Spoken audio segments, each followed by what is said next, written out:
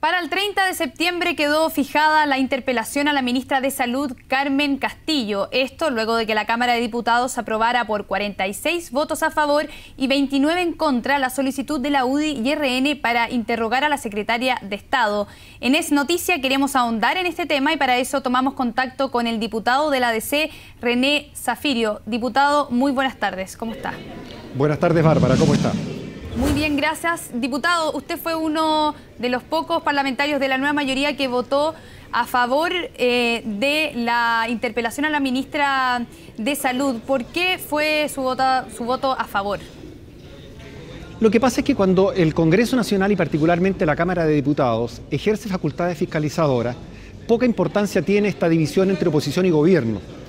Sobre todo cuando estamos hablando de salud y sobre todo cuando representa una región que tiene serios problemas de atención en materia de salud y serios retrasos en el mejoramiento y la construcción de nueva infraestructura.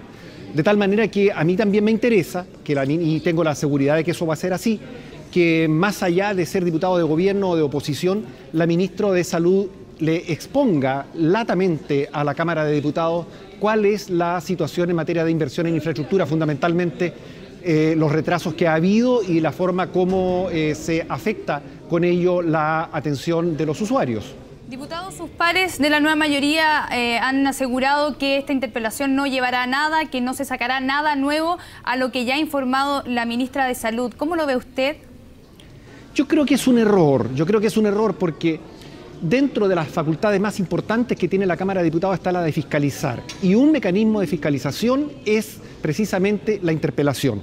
En los países desarrollados, los ministros es frecuente que los días lunes o los primeros días de cada semana, antes de concurrir a sus despachos, pasen por los parlamentos, sean interpelados y vayan o continúen su ruta hacia sus actividades habituales sin hacer de ello ninguna situación que importe un desgarro de la institucionalidad. Al contrario, ejercemos una facultad constitucional, tenemos que estar disponibles para ello y los ministros tienen la obligación de concurrir al Congreso a rendir cuenta de su gestión.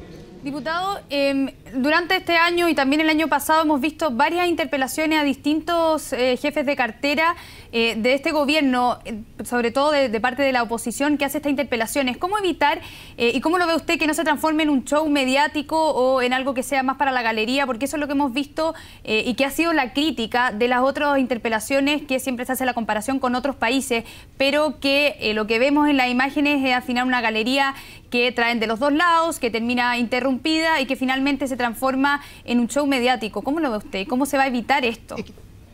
Es que yo estoy convencido que en la medida en que utilicemos profusamente el mecanismo de la interpelación, nos vamos a acostumbrar a él y se va a ir reduciendo este carácter mediático que tiene, transformándose en un instrumento de fiscalización más. Ahora, todo depende del interpelador o de la interpeladora, pero yo estoy persuadido absolutamente de que nosotros no podemos abdicar de nuestras facultades de fiscalización porque ello significaría que no estamos cumpliendo con nuestras obligaciones constitucionales. Y uno de los argumentos de esta interpelación sería la mala gestión del Ministerio de Salud. ¿Usted concuerda con ese planteamiento? Bueno, yo quiero escuchar a la ministra de Salud para poder formarme una opinión directa con la información oficial que ella entregue en la Cámara. Para eso me interesa que ella esté aquí. ¿Pero no ha considerado necesario, por ejemplo, haberle solicitado por medio de oficio o preguntarle la misma cuando asiste al Congreso esta situación? Porque eso es lo que reclaman los diputados de la nueva mayoría, que esa información sí se podría acceder por otros conductos. Es que yo no entiendo la lógica de muchos diputados de la nueva mayoría, tampoco hay que generalizar, que abdican de sus facultades fiscalizadoras. Yo tengo una responsabilidad que cumplir frente a la región que represento.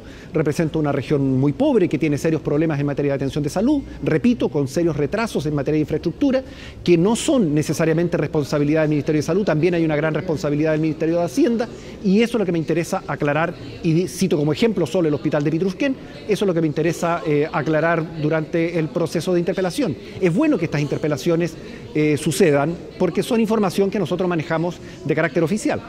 Diputado, y uno de los desafíos de esta cartera sería la construcción de 20 hospitales, que fue una promesa de campaña, pero hemos visto que la situación económica ha complicado varias reformas del gobierno. ¿Usted cree que se podría llegar a construir 20 hospitales en esta administración o ya quedaría para la siguiente un tema de más a largo plazo? Bárbara, esas son las explicaciones que nosotros esperamos la ministra entregue. Y cuando tengamos su respuesta, yo sé que ella tiene la capacidad suficiente como para entregar toda la información y dar razón de sus dichos. De tal manera que, insisto, la interpelación es un mecanismo muy eficiente para recibir información de primera fuente. Y respecto a la deuda hospitalaria, diputado, también ha sido bien llamativo cómo ha crecido exponencialmente durante este año. ¿Cómo lo ve usted? ¿Cuánto aqueja también esto el servicio de salud de nuestra población? Bueno, nosotros vemos a diario el colapso de los servicios de salud, tanto en materia de atención primaria como en atención secundaria y terciaria. En el caso particular, yo puedo dar fe de lo que ocurre en el hospital de Temuco, que es un hospital de alta complejidad que atiende a toda la región de la Araucanía, y allí los pacientes están siendo atendidos en los pasillos, cuando son atendidos. Si no, yo creo que es más propio hablar de pacientes que son instalados por largas horas en los pasillos. Entonces, ahí hay una respuesta que dar y creo que la ministra va a poder dar respuesta y va a poder asumir compromisos para mejorar la gestión. ¿Cree que el gobierno tiene que enfatizar, y como ha tratado de plantearlo en las últimas semanas, el tema de salud, algo que es totalmente ciudadano y que sería la mayor demanda, una de las mayores demandas hoy día de la población? Perdón, no he escuchado bien la pregunta porque hay un tremendo ruido ambiente aquí. Solo te puedo decir que desde mi punto de vista el enfoque tiene que estar puesto en las necesidades de la población, no en las justificaciones del sistema. De tal forma que cuando ponemos el foco en los ciudadanos y estamos hablando de salud, estamos hablando de una situación que afecta transversalmente a muchos ciudadanos, a la mayoría de los ciudadanos a lo largo de Chile, y hablando de un sistema al cual se recurre generalmente con carácter de urgencia y es un servicio de primerísima necesidad. Diputado, y a su juicio, ¿cuáles serían las primeras necesidades urgentes que se necesitan abordar en materia de salud? ¿Se justifica, por ejemplo, la construcción de hospitales? Bueno, la construcción de hospitales es una.